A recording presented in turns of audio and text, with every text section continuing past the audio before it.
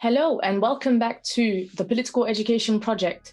I'm Shamine and I will be co-chairing our third Socialist Sunday School on March 14th with the wonderful Sasha Josette. The topic, as you all know, for our third week is Socialism and Anti-Racism, a topic that is always relevant, but especially in the light of worldwide BLM movements and the recently observed Black History Month that has occurred in the US. To kickstart us off, we have a spoken word by a university comrade of mine who will be reciting Bought and Sold by Benjamin Zephaniah from the book Too Black, Too Strong, first published in 2001. Little asterisks here, I've also asked my dear friend Michael if he can give us a bit of insight into his thoughts and feelings as to why the poem is relevant today, and also to pose us some questions to be thinking about between now and our meeting on the 14th of March, just so that we can start to have a think about the topic of socialism and anti-racism. Without further ado, Michael.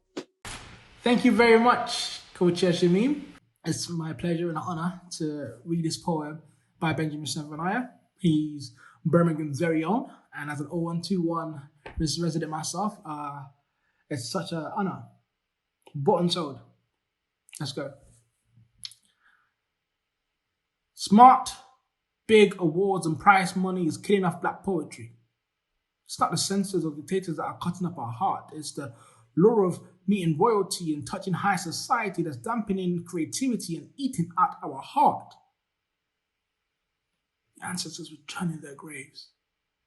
Those poor Black folk that were once slaves would wonder how our souls were sold and check our strategy. The empire strikes back in waves. Tamed warriors bow on parades when they have done what they have been told. They get their OBEs. Don't take my word for it. Go check the verse. Because every lottery gets it worse. A family you cannot afford as muse will mess your mind, and yeah, you may have frightened up your purse. And surely they will check you first when subjects to be amused with payful rhymes and poems occurs. Take your prize. Now, write more.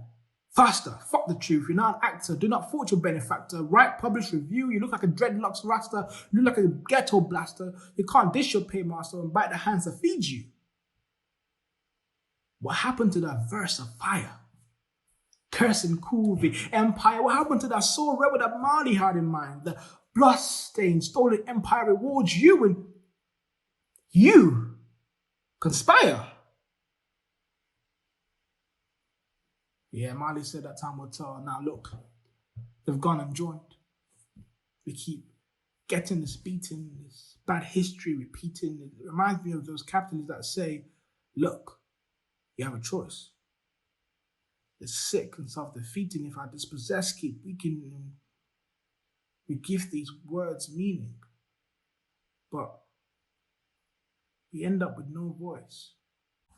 So yeah, I think that poem is pretty relevant nowadays when people sort of care about clicks and, in a sense, commercialize their art in order to be much more reachable and be more marketable to sell. I think that in the general sense, why it's relevant to socialism is particularly in a world where we have anti-racist, generally artists who, in the bid to accelerate our career, would water down who they are and aspects of their art in a way, commodify it, package it in a white gaze friendly fashion, so that they can accelerate. And the adverse effect that does for the movement and for anti-Blackness is that people don't really get to know what it is to be Black, and people don't have a confused version of it. And for that reason, it perpetuates either stereotypes that are negative, or it fails to show the diversity and richness of Black culture.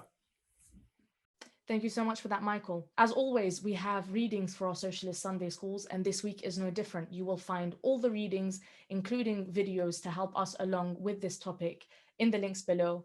One of the links for a video, which is Angela Davis on violence. You'll also find that there. And just to help you guys kind of navigate through the reading, which is Communities of Resistance, Writings on Black Struggles for Socialism by A. Sivanandan.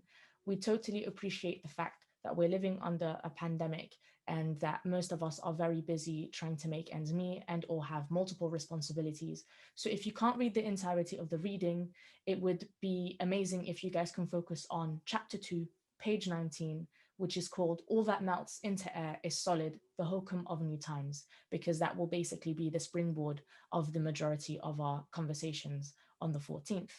As always, again, you'll find all the links below, and I'm really looking forward to seeing you all at the Socialist Sunday School session on the 14th, where we'll get to discuss this topic further with our amazing panelists such as Lowkey, Malia Bouattia, and Leon Sealey-Huggins. Looking forward to seeing you guys all there. See you soon.